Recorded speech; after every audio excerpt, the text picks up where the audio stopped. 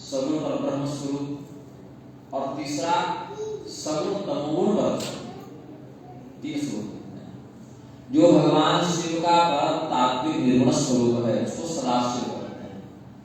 अर्थात जब भगवान शिव अपने निष्कल स्वरूप में रहते हैं, उनमें सात्विक राजस तामस गुणों का अभाव होता है, वे पूर्णतया निर्गुण होते हैं। उनका कोई स्वरूप नहीं, उनकी कोई आकृति नहीं, उनका कोई नाम नहीं, उनका कोई रंग नहीं, उनकी कोई क्रिया नहीं, तो वे सदाशिव संज्ञा से युक्त होते हैं। वही परब्रह्म जब सदाशिव संज्ञा में रहते हुए किसी प्रकृति के संयोग से जब सात्विक राजस और तामस तीनों गुणों से युक्त हो जाते हैं तो उनकी शिव संज्ञा हो जाती है। और तमोगुण का आश्रय लेकर संहार युक्त होते हैं, तो उन्हीं को शंकर कहते हैं। शंकर, शिव और सदाशिव। तो भगवान देवाहरे स्वर्गलोकमान से रुद्रमोक्षण वो भवानी थी। भगवान शिव स्वर्गलोक में बैठे हुए थे। उस समय सभी देवताओं ने जाकर उनसे प्रश्न किया कि आप कौन हैं? देवाहरे स्वर्गलोकमान से रुद्रमोक्षण वो भवानी थी। सो ब्रवीदहम एकः, मैं एक हूँ। भगवान शिव ने कहा कि मैं एक हूँ, मैं दो नहीं हूँ, अद्वितीय हूँ, मेरे अतिरिक्त किसी वस्तु की सत्ता नहीं है। यो वै रुद्रस्य भगवान यस्य विष्णु तस्मै नमः। वही भगवान महादेव जब संसार का पालन करने की क्रिया में प्रवृत्त होते हैं तो उन्हें ही हम विष्णु के नाम से जानते हैं। ऐसे विष्णु स्वरूपी भगवान शिव को प्रणाम करते हैं, ऐसा देवताओं ने कहा। यो वै रुद्रस्य भगवान याच पृथ्वी तस्मै नमो नमः।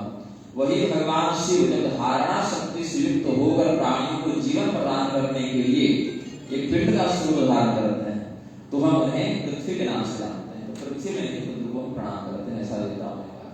यो वै रुद्रस्य भगवान यस्य सूर्यस्य तस्मै नमः।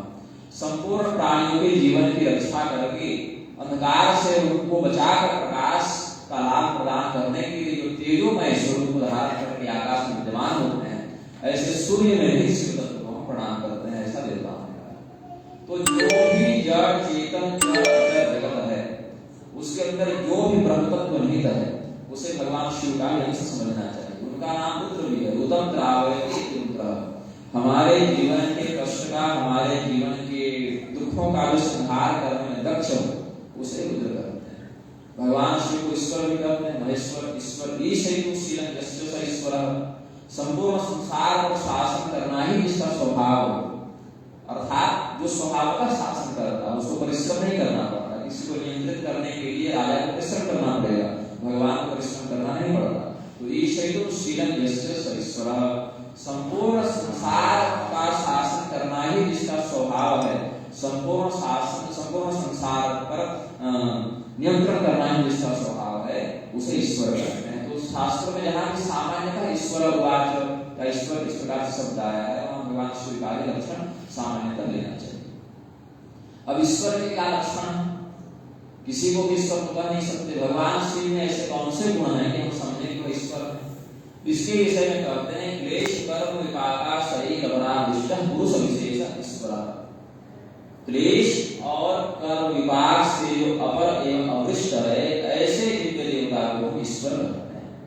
ऐसे भगवान शिव का अनेक अवतार हैं। सत्योजात, वामदेव, तत्पुरुष, ईशान, अघोर, विष्णु कल्प में, रक्त कल्प में, नीललोहित कल्प में भगवान ने चार दिशा और ऊर्ध्वमुखी ऐसा स्वरूप धारण करके 5 स्वरूपों को धारण किया है। फिर लोक में उनके हनुमान, विपलाल, वीरभद्र, नकुलीश और सुत्थामा इत्यादि को लोक में अवतार हुए। लेकिन जो ईश्वरीय तत्व भगवान शिव का है उसे लक्षण है। ईश्वर से परम चर्चा करें तो क्लेश कर्म विपाका शरीर अपराधिष्टः पुरुष विशेष ईश्वर। जो क्लेश और कर्म विपाक के पहुंच से परे हो वह ईश्वर है। तो क्लेश क्या है? क्लेश करते हैं दुख।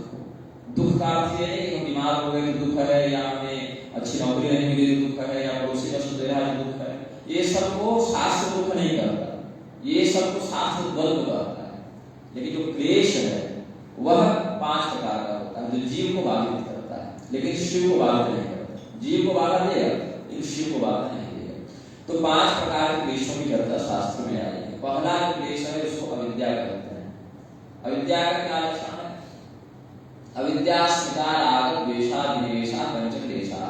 अविद्या, अस्मिता, राग, द्वेष और अभिनिवेश, ये 5 प्रकार के क्लेश जीव को व्याप्त करते हैं, शिव को नहीं। मैं यह शरीर हूं, यह मेरा जो जीवन है इससे समाप्त होने पर मैं मर जाऊंगा, इस प्रकार का ज्ञान है। जबकि मैं शरीर है, मैं चेतन हूं, जैसे मैं घर नहीं, घर में रहने वाला है।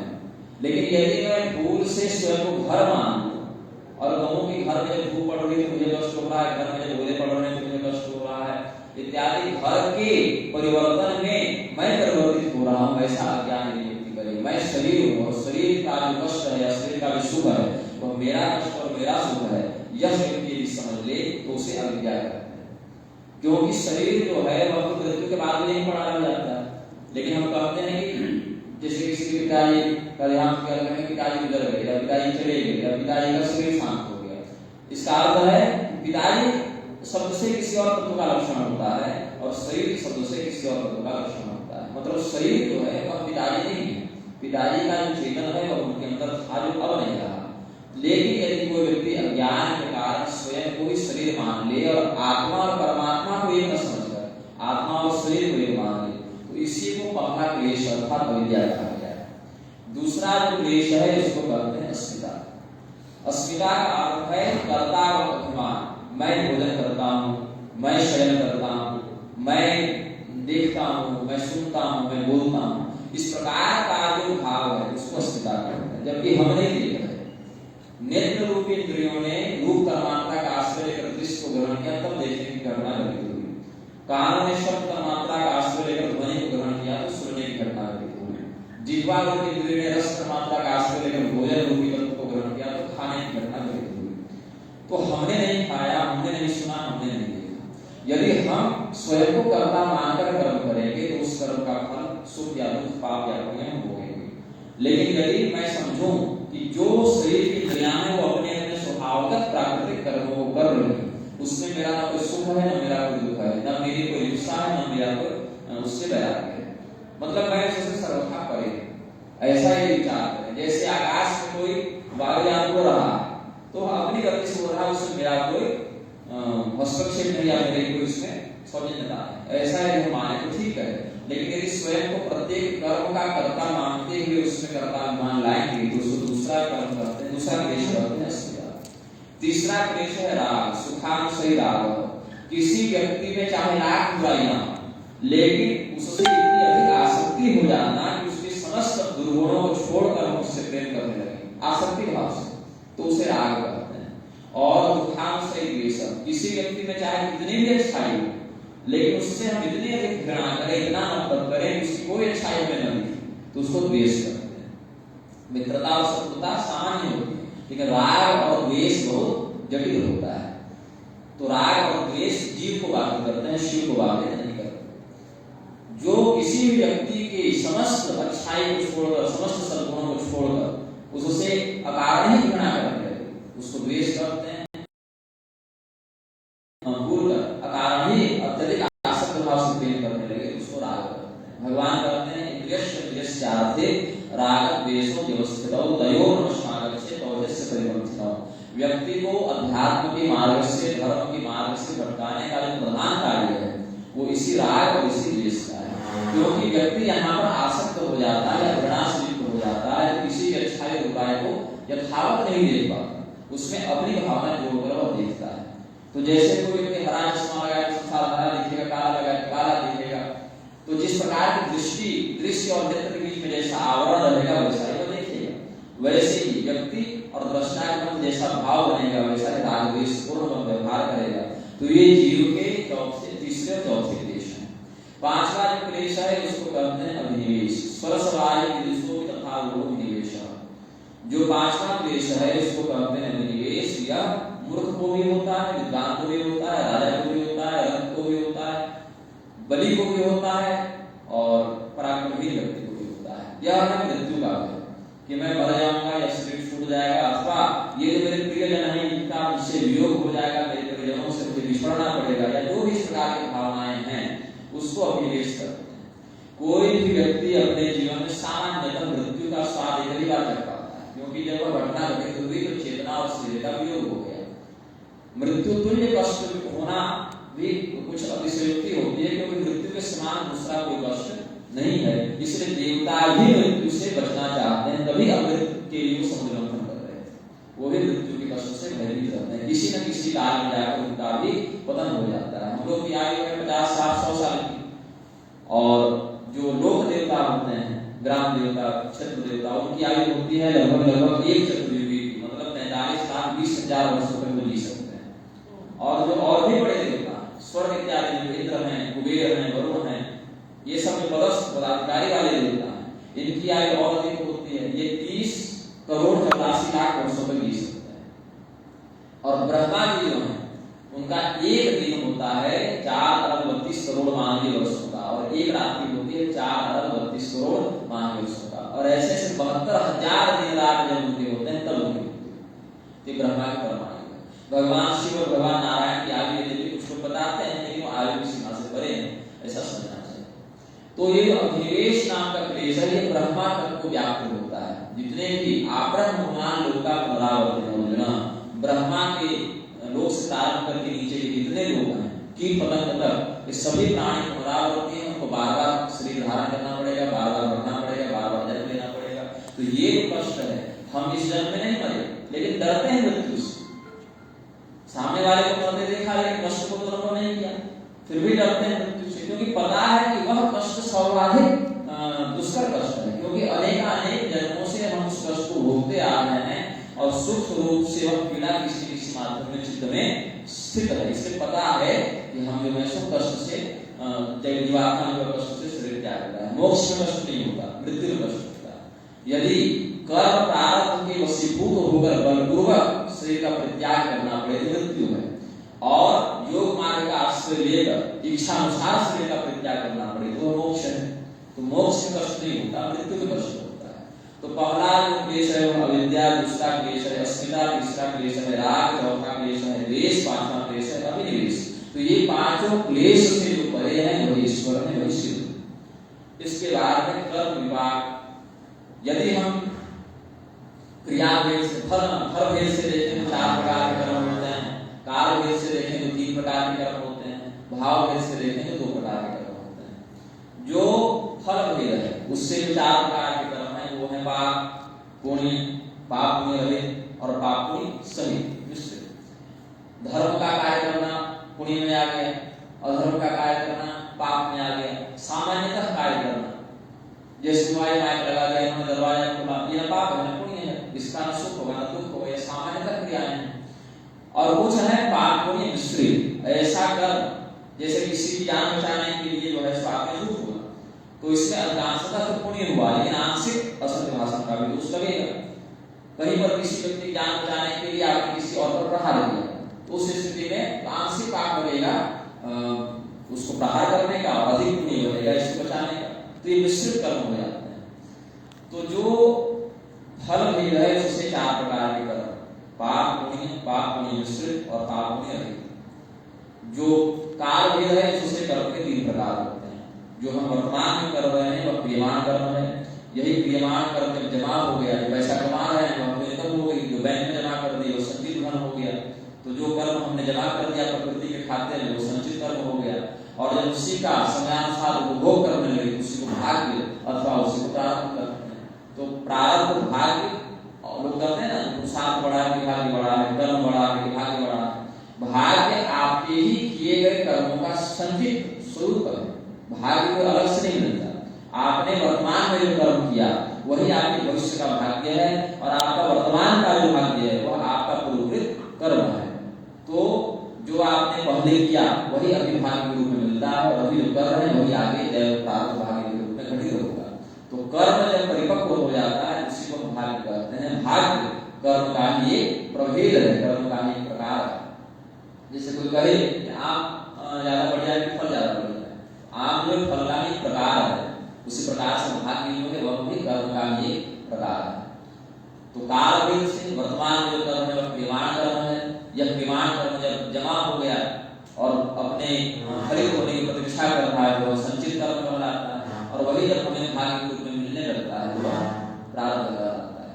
और भाव भेद से कर्म के 2 प्रकार होते हैं, सकाम कर्म और निष्काम कर्म। ऐसा कर्म जिसके माध्यम से हम कुछ पाने की आशा रखें, और ऐसा कर्म जो हमने कर्तव्य समझते हुए इसलिए हमें सुख और दुख की कामना नहीं होती। तो सकाम और निष्काम वो करो। जो शिव है वे क्लेश से सर्वथा बने हैं और कर्म विपाक से सर्वथा बने हैं। जो जीव जगत में फंसे हुए हैं, भय, घृणा, लज्जा, जुगुप्सा, जाति, अभिमान इत्यादि अष्टपाश हैं, माया जीव को बांधने के 8 प्रकार की रस्सियों का पाश का प्रयोग करती है। जैसे नौटंकी लगाते हैं पुलिस वाले और जानवरों को बांधने के लिए रस्सी लगाते हैं, तो जीव को बांधने के लिए माया 8 प्रकार की रस्सियां लगाती है। भय है, घृणा है, लज्जा, जुगुप्सा, जाति, अभिमान, वर्ण अभिमान, ज्ञान अभिमान इत्यादि अष्टपाशों की चर्चा तंत्र शास्त्र में, योग शास्त्र में मिलती है। तो जीव जो है उसको पाश के माध्यम से बांध कर माया मोहित करके शिव तत्व से दूर करती है। जैसे जीव जो पशु है, जीव है, वह माया के पाश से मुक्त होता है, वैसे पशुपति से उसका सम्मिश्रण हो जाता है। और जिस प्रकार से नदी समुद्र में मिलकर अभिन्न हो जाती है, जिस प्रकार से एक दीपक का प्रकाश दूसरे दीपक में मिलकर अभिन्न हो जाता है, जिस प्रकार से एक अग्नि दूसरे नहीं कर सकते, उसी प्रकार से जीव का शिव में जब जन्म हो जाता है तो कोई प्रयत्न पूर्वक भी उसको अलग नहीं कर सकता। ये उनका तात्विक स्वरूप है। प्रेम से भगवान की। गुरुदेव, 4 आश्रम होते हैं जीवन काल में, गृहस्थ आश्रम, वानप्रस्थ आश्रम, संन्यास आश्रम, ब्रह्मचर्य वाला। तो इसमें गृहस्थ आश्रम को श्रेष्ठ क्यों कहा गया है? देखिए श्रेष्ठता से तात्पर्य यहाँ पर देखिए श्रेष्ठ तो संन्यास है। जो क्रम देखें, जो क्रमानुसार देखें तो ब्रह्मचर्य से प्रारंभ करके जीवन की पूर्णता संन्यास में हो जाती है। श्रेष्ठ होना कहने का तात्पर्य है एक गृहस्थ के ऊपर समस्त आश्रमों का कर्तव्य भार होता है। सन्यासी दीक्षा मांगने कहाँ जाए? गृहस्थ के पास जाएगा। धर्मोपदेश किसको करेगा? गृहस्थ को करेगा। ब्रह्मचारी में वो किसके घर पैदा होगा? सन्यासी किसके घर जन्म लेगा? गृहस्थ यहाँ लेगा ना। सन्यासी फिर अवरोध तो होगा, वो तो उत्पन्न होगा ना, जन्म लेगा, तो गृहस्थ के घर जन्म लेगा। तो गृहस्थ जो आश्रम है वो ब्रह्मचर्य का, वानप्रस्थ का, संन्यास का आधार है, जो कि सृष्टि का विस्तार करने में लक्ष्य है। दूसरी का जो भी आश्रम संचालित होंगे, सन्यासी तो कमाएगा नहीं, वो तो धन का मोह छोड़ चुका, तो मंदिरों की व्यवस्था, आश्रमों की व्यवस्था कैसे चलेगी? धर्म के प्रकल्प कैसे चलेंगे? ये गृहस्थ ही चलाएंगे। ब्रह्मचारी नहीं कमाता, वो तो पढ़ने गया, कमाने थोड़ी गया। ब्रह्मचर्य आश्रम अध्ययन का आश्रम, वो तो पढ़ रहा है, वो तो विद्या ग्रहण कर रहा है, वो तो शास्त्र ज्ञान ले रहा है, सेवा में रहता है, वो भी नहीं कमा सकता। और सन्यासी कमाने लग गया तो व्यक्ति कैसा बना? वो भी नहीं कमा सकता। तो समाज की व्यवस्था में धर्म की द्रव्य परक व्यवस्था है, उनको कौन देखेगा? उनको गृहस्थ देखेगा। तो चारों वर्णों का आधार गृहस्थ को बताया गया, इसलिए गृहस्थ को श्रेष्ठ बताया गया। गृहस्थ दृढ़ होगा अपनी दृढ़ता से समस्त आश्रमों को सुव्यवस्थित रूप से संचालित कर सकता है। ये और साथ ही साथ सन्यासी पास एक ही कार्य है कि वह विरक्त भाव से ब्रह्म का चिंतन करे। ब्रह्मचारी पास एक ही कार्य है कि वह निष्ठापूर्वक शास्त्र का अध्ययन करे। वानप्रस्थ पास एक ही कार्य है, वह निष्ठापूर्वक ध्यान का प्रयोग करके मंत्र जप करे, तपस्या का व्रत का अनुष्ठान करे। लेकिन गृहस्थ के पास कितने कार्य हैं? उससे बेहतर आप जानते हो कि मैं गृहस्थ नहीं, आप गृहस्थ हैं। उसके जीवन में कितने उलझने हैं, कितने कार्य उसकी व्यस्तता है, कितने प्रकार के प्रपंचों से द्वंद्वों से घिरा रहता है, कितने प्रकार के उसके जीवन में जो उलझने हैं, ये गृहस्थ जानता है। वैसा करते हुए जब वो धर्म का पालन करता है तो उसके श्रेष्ठता का, उसके पुण्य का, उसके समर्पण का स्तर कुछ और होता है। क्योंकि बाकी के पास एक ही काम है, लेकिन गृहस्थ के पास 50 तरह के काम है। उसको बाल बच्चे की पढ़ाई देखनी है, उसको माता पिता की स्वास्थ्य की चिंता, उसको पत्नी के नखरे भी उठाने हैं, उसको अपने केस कुंड में भी देखना है, उसको व्यापार भी देखना है, उसको कोई अगर पड़ोसी अगर परिंदर है उसको भी देखना है, उसको जो है उसको अपने सामाजिक राजनीतिक स्थिति भी देखनी है, अपने कल्याण के लिए कुछ प्रयास करना है, धर्म का भी पालन करना है। तो तरह तरह के क्रियाओं में उलझे होकर भी वह धर्म का पालन करता है, इसलिए वो श्रेष्ठ बताया गया। ज्ञान की अतिशयोक्ति अहंकार और हिंसा को जन्म दे सकती है? हाँ बिल्कुल नहीं, क्योंकि जब उसको जब बोध हो जाएगा तो श्रेष्ठता का बोध हो जाना ही वह व्यक्ति अहंकार को जन्म देगा। और अहंकार जैसे ऊंची पावे वैसे नीचे गिरेगा। करुणा निधि मन दीप विचारी पूरा अंतरिम गर्भ धारी, गोस्वामी जी मानस लिखते हैं। भगवान ने देखा कि नारद मुनि के अंदर अहंकार का बीज उदित हो रहा है, मैं मुझे जंत्री हूं, मैंने काम दी तो विजय प्राप्त कर ली, तो बोले ये जैसे अहंकार का बीज उदय होगा वैसे नीचे गिरेगा। तो कोई व्यक्ति को स्वयं को श्रेष्ठ नहीं समझना चाहिए, ज्ञान नहीं समझना चाहिए। ज्ञान अनंत है।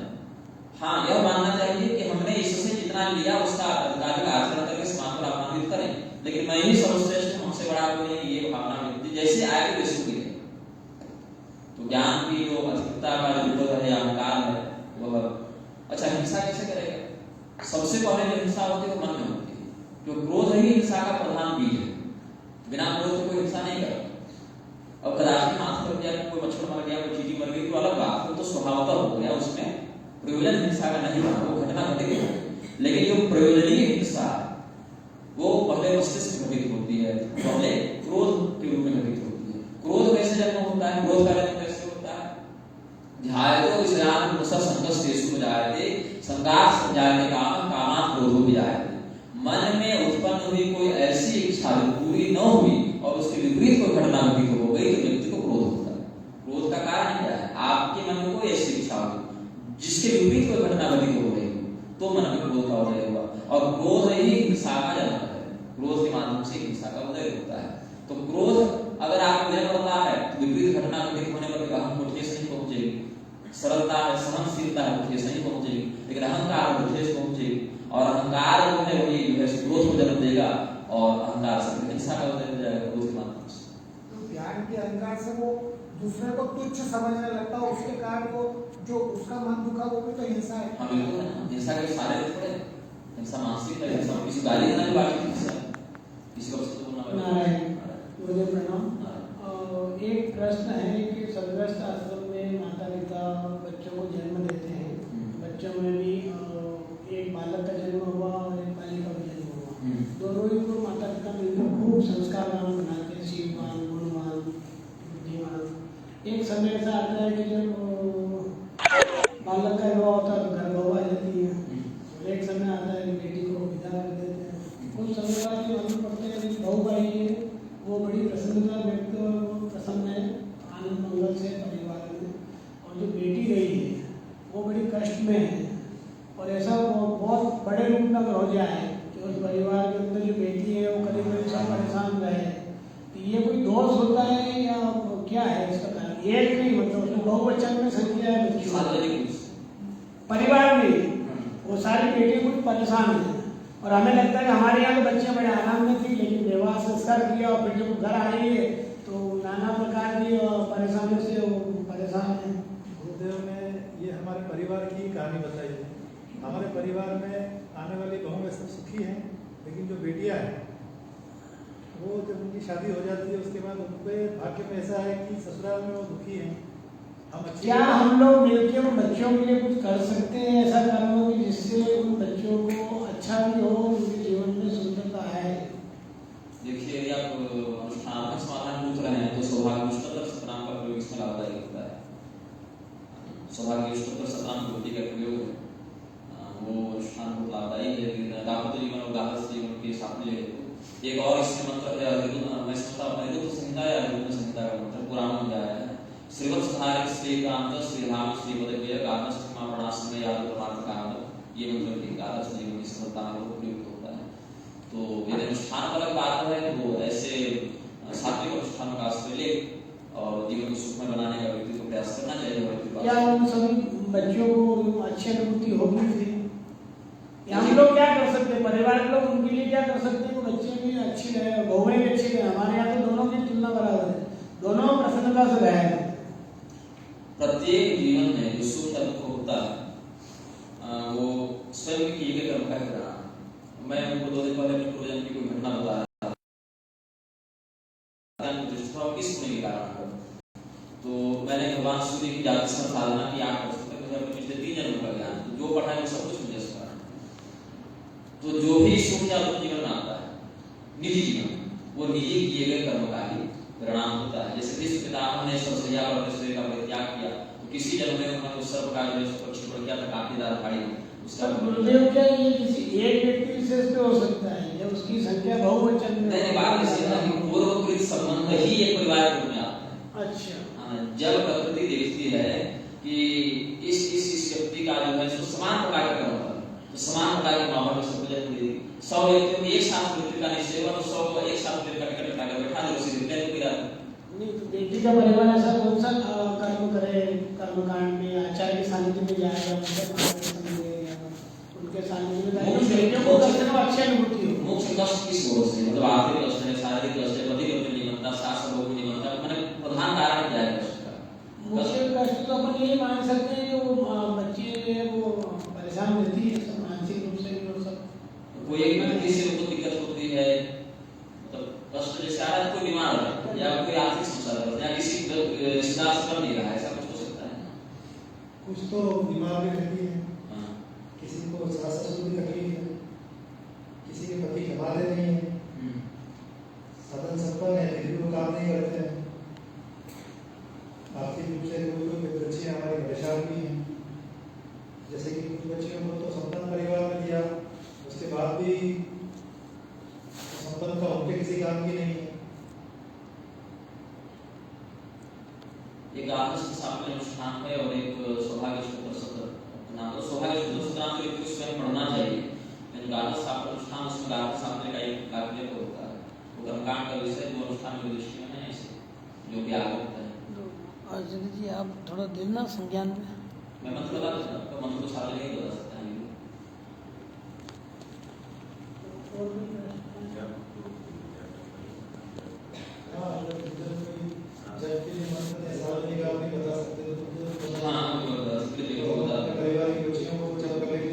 देखिए कोई भी मंत्र जो है, जैसे मंत्र बीज है, बीज मंत्र किसको जाता है?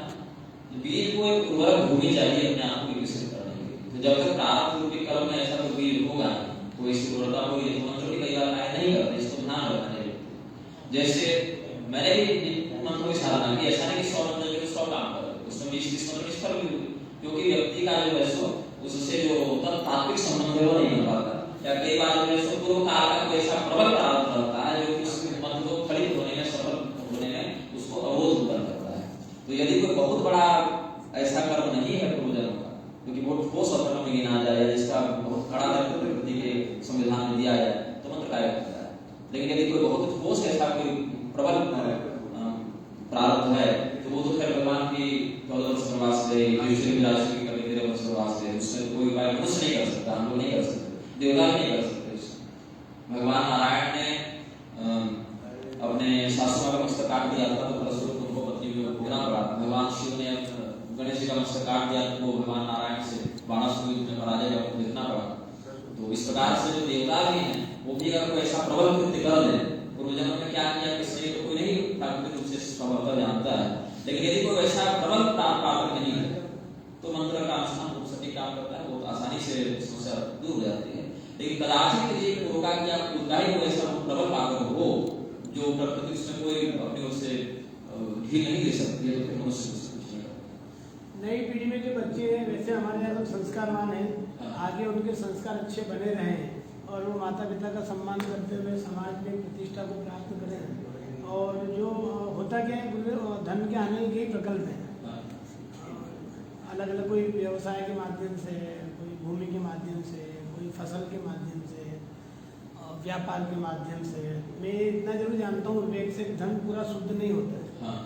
तो परिवार को ऐसा क्या करना चाहिए कि वो मान लीजिए कोई ऐसी धन संपदा है जो अच्छे रूप में नहीं आई हो, तो ये पहचान सकते हैं कि ये सही नहीं है। देखिए समुचित माध्यम से जो धन आता है, जैसे कोई मछुआरा है या किसी कसाई उत्पन्न हुआ है तो उसको पशु के साथ प्राप्त होने को दोषी उसके लिए नहीं है। जैसे कोई शूद्र यदि अनुष्ठान में दान दे तो उसके लिए वह अन्न या वह द्रव्य अशुद्ध है, लेकिन ब्राह्मण है तो शुद्ध नहीं। कोई मछुआरा एक मछली मारकर पैसा कमा रहा है उसके लिए वह दोषयुक्त नहीं है, लेकिन ब्राह्मण है उसके लिए दोषयुक्त है। तो जिसका प्राकृतिक जो जातिगत धर्म है उसका यदि आजीविका कमा रहा है तो उसके लिए दोष नहीं। यदि वर्ण का त्याग करके बिना आपत्ति काल, आपत्ति में कुछ छूट है कहीं, लेकिन बिना आपत्ति काल के यदि वह धन लोभ से यदि अन्य मार्ग का अनुसरण लेता है तो उसमें वर्ण वैकृत्य आ जाता है। अब रही बात की कोई भी ऐसा द्रव्य जो कि किसी और के अधिकार का हो और आपने छलपूर्वक उसका अधिग्रहण कर लिया हो, वेद ने कहा मार्ग ईशावास्य का प्रथम मंत्र ही करता है, तो सर्वत्र भगवान व्याप्त है, इसलिए किसी के भी अधिकार का अनुचित उपयोग उपभोग नहीं करना चाहिए। यदि ऐसा करते हैं तो बहुत अनर्थकारी मन को तो पूरे वंश को भी पीड़ा दे सकता है। और यदि कोई प्रतिद्वंदी है वहां पर आप कंप्यूटर में आपकी उससे आप अगर मजबूती में वहां से कोई धन आ रहा है तो सामान्यतः धन की शुद्धि का यह है कि न्यायोचित मार्ग से प्राप्त किया गया। यदि थोड़ा बहुत वहां पर समयानुसार न्याय हो गया तो धन का दशांश विंशांश 10% भरवाद कार्य में लगाने से धन शोधित हो जाता है। लेकिन सर्वथा द्रव्य जैसे बहुत सारे लोग खाने चला रहे हैं गौ माता के, बहुत सारे लोग बिल्कुल इसमें लिखते हैं मानव तस्करी इत्यादि में, किडनी बेचने में और इत्यादि में जो बिल्कुल अशुद्ध कृत्य हैं, उनका धन यदि धर्म कार्य लगेगा तो वह धर्म के विपरीत फलदायी हो जाता है। ये भी शास्त्र का नियम है कि बिल्कुल अधर्म से जो कमाया गया धन, वह जो है यदि धर्म में भी आप लगा रहे हैं तो वह धर्म शुद्ध नहीं होता है। वो ये ना कहे कि चलो यहाँ से 10 करोड़ अनुचित रूप से आया तो 2 करोड़ यहाँ पर धर्म कर ले तो मेरा शुद्ध हो जाएगा, ऐसा नहीं। थोड़ा बहुत यदि सामान्यता अधर्म हो गया तो चलेगा, लेकिन जो स्पष्ट तैयार है वहां से बना है उसका कोई प्रायश्चित। कृषि प्रधान जो परिवार है उसके लिए कृषि जो है वो भगवान की पूजा और आराधना से कम नहीं है। हाँ, नहीं। तो वो जब उस पर नियमितता बनाए रखते हैं और कृषि का जो कार्य संपादित करते हैं, उनको अपने जीवन में कृषि के अलावा, जैसे मान लीजिए वो तो उसके कर्म तो कर ही रहे हैं कृषि करके, तो ठीक है। हाँ, क्योंकि कृषि भविष्यवाणी में वैसे करना स्वभाव है। तो अब वो जब वो कृषि कर रहे हैं तो मान के चलिए उनकी वो भगवत भजन उनका चल रहा है परिवार, जिससे वो स्वस्थ भी रहे, प्रसन्न भी रहे, वो सब चीजों का आनंद लेते हुए इस जीवन यात्रा में आगे। देखिए जो भी है वो सब कुछ नहीं समझता। भगवान नारायण का वर्णन साथ में वो भी सब देने में समर्थ है, भगवान महादेव भी सब देने में समर्थ है, भगवती अंबिका भी सब देने में समर्थ है। तो परब्रह्म के 5 प्रधान स्वरूप हैं। उद्भव प्रधान भगवान सूर्य, स्थिति प्रधान भगवान नारायण, संहार प्रधान भगवान शिव, निग्रह प्रधान भगवती, अनुग्रह प्रधान भगवान गणेश। ये परब्रह्म के 5 महत्तात्विक रूप हैं।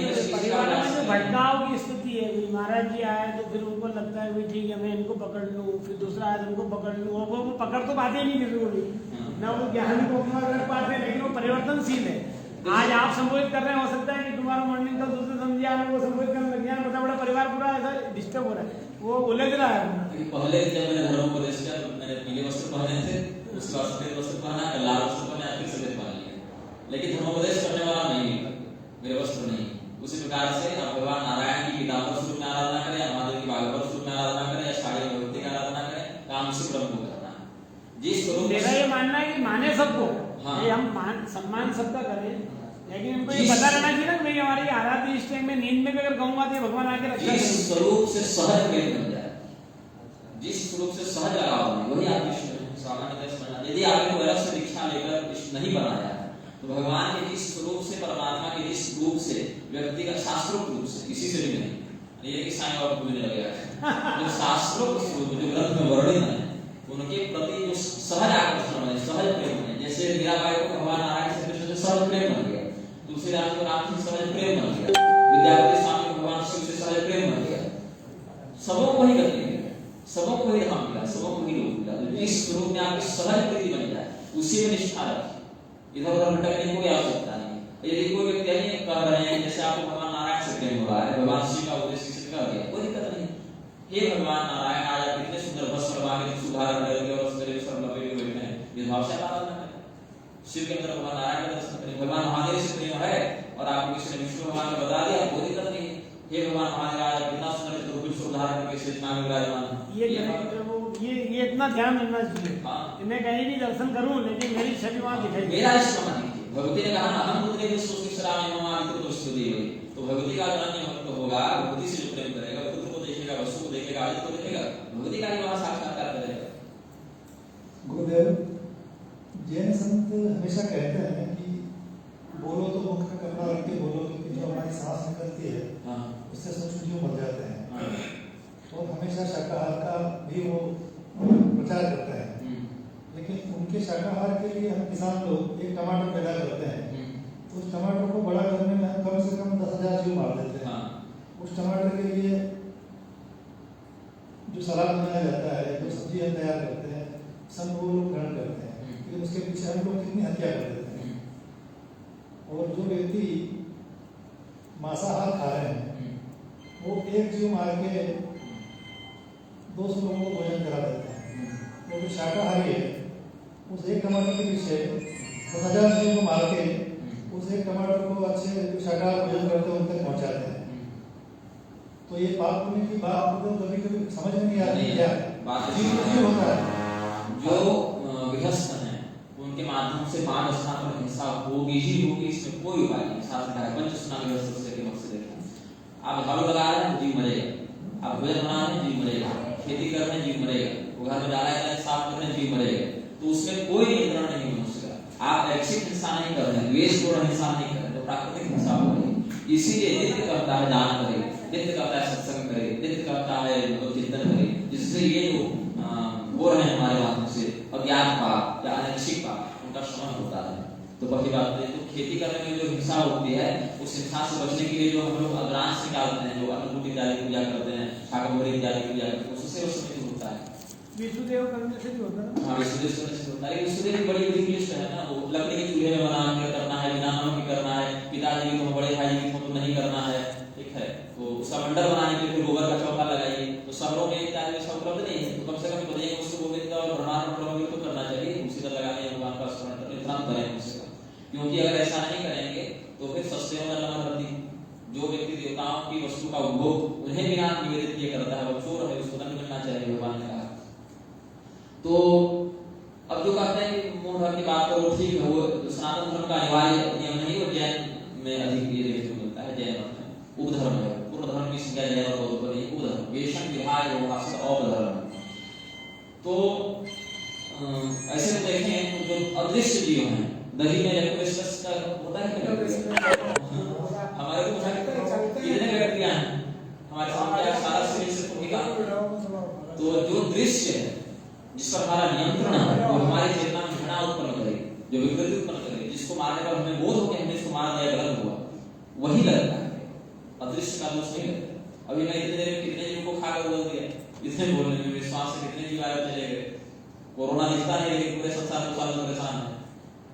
तो वो जीव जो है सो जो दिख रहा है उसी का केवल उसको दोष लगता है, जो अदृश्य है उसका दोष। चलने फिरने में कितने अदृश्य जीव हैं, जब जाता है देख कर जो पड़ा उसका दोष करे, लेकिन अदृश्य का दोष करे। मतलब यज्ञ में जो लकड़ी हम आहुति में देते हैं और गौ माता का जो कंडा बनाते हैं, उनमें कई तरह के जीव होते हैं। उसको नहीं लगता सूखी लकड़ी में भी चेक तो कोई करता नहीं है, बारीक सूर है और अंदर जीव है, और बिना देखे ब्राह्मण उसको यज्ञ में दे देते हैं। गलत करते हैं, इसका निषेध है। जो अगर नहीं करते तो उसका दोष लगता है, इसका मंत्र विपरीत होता है, या जो ऐसे उठा के डाल दिए सूखे दिया सूखा घंटा, उसमें बहुत बारीक निरीक्षण। जहां तक आपकी दृष्टि जा रही है, अब जहां मेरी दृष्टि नहीं जा रही वो तो बिल्कुल अलग, उसको दिखेगी, हम जानेंगे कैसे क्या है, लेकिन अपनी दृष्टि की सर्वोच्च सीमा पर उसका विशिष्ट परीक्षण करना चाहिए, नहीं तो बहुत दिक्कत। अस्पष्ट निषेध शास्त्र जीवावृत्ति देने का निषेध, जो भी लकड़ी डाल रहे हैं, जो भी कंडा डाल रहे हैं, परीक्षण कर रहे हैं। जैसे माँ काली है, बहुत सारे लोग ऐसे मानते हैं कि माँ काली को जो है एक बलि दी जाती है, हाँ। और फिर वो बलि का ही सेवन करते हैं, मांस के रूप में या प्रसाद के रूप में, तो वो आप कैसे मानेंगे? ये प्रश्न मैंने माँ काली से ही किया था। मैं किस साधना में था तो भक्ति स्वप्न में आई थी, तो मैंने प्रश्न से किया। धीरे-धीरे अपने स्वप्न बहुत आते हैं, हम लोग जैसे हम ऐसे चर्चा कर रहे हैं तो बहुत सारी चर्चा करते रहते हैं, तो जो पढ़ा है वो ग्रंथ से नहीं पढ़ा, वो कुछ मिला लिया। तो ये प्रश्न मेरे मन में पिछले 5 वर्ष पूर्व आया था। तो उस समय भगवती से प्रार्थना की, भगवती की आराधना श्मशान काली की साधना कर रहा था, तो श्मशान काली के सत्य में आई, तो उन्होंने कहा क्या जानना चाहते, उन्होंने कहा भगवती बलि वाला मुझे को दूर कीजिए। उन्होंने क्या बताया, पहले गीता का उदाहरण त्रिविधा भगवती श्रद्धा देनाम सा स्वभावजा सात्विकी राजसी एवं तामसी रीति तामसो। 3 प्रकार से किसी भी देवता की आराधना होती है, सात्विक रीति, राजसी रीति